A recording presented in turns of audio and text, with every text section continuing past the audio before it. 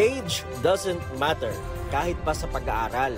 Gaya ni Bobby o Tito Bob sa kanyang mga klase sa University of Santo Tomas, nakaka-defend lang ng kanyang thesis at the age of 63. Journalism ang course ni Bobby. Ayon sa kanya, nag-aral naman siya sa UST noong 1979 hanggang 1982 sa kaparehong kurso. Ang kaso, tinawag daw siya ng pagpe-perform bilang singer, kaya hanggang second year lang siya. Discover ako ng Hapon. They brought the group into Tokyo para mag-perform. Nagustuhan ko, malaki yung kita. So I said, teka muna, itigil ko muna yung aking college life, no? To give way to work. 1984 nang sinubukan niya raw ulit mag-aral, pero hindi ulit natapos dahil pa rin sa propesyon. 11 years daw siya nagpabalik-balik ng Japan at Pilipinas. At nang magdedesisyon na sana ulit mag-aral noong 1993, saka naman daw na-approve ang kanyang petisyon para makapunta ng Amerika. Nitong 2023 lang daw ulit siya namalagi sa Pilipinas matapos magretiro. Sa isang biyahe sa tren ng PNR daw nagsimula ang pagbabalik niya sa pag-aaral.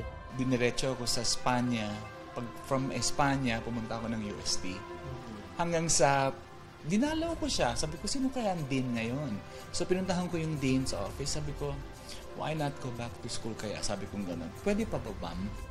Doon na raw siya nagsimulang mag-ayos ng kanyang records at nalaman niya na 29 units pa ang kailangan niya para makatapos.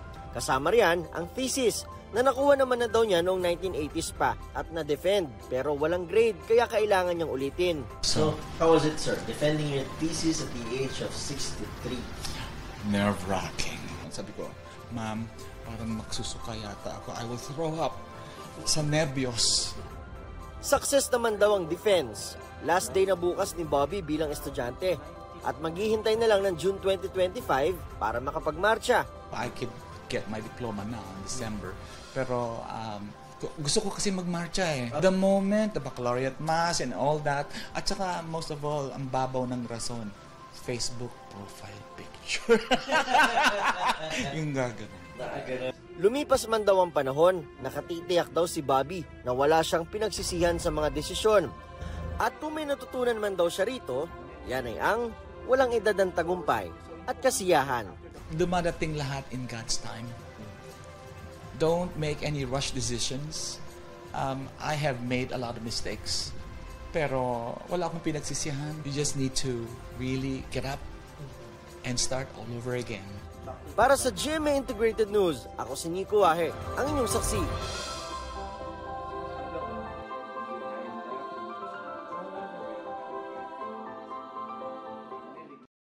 Mga kapuso, maging una sa saksi. Mag-subscribe sa GMA Integrated News sa YouTube para sa iba't ibang balita.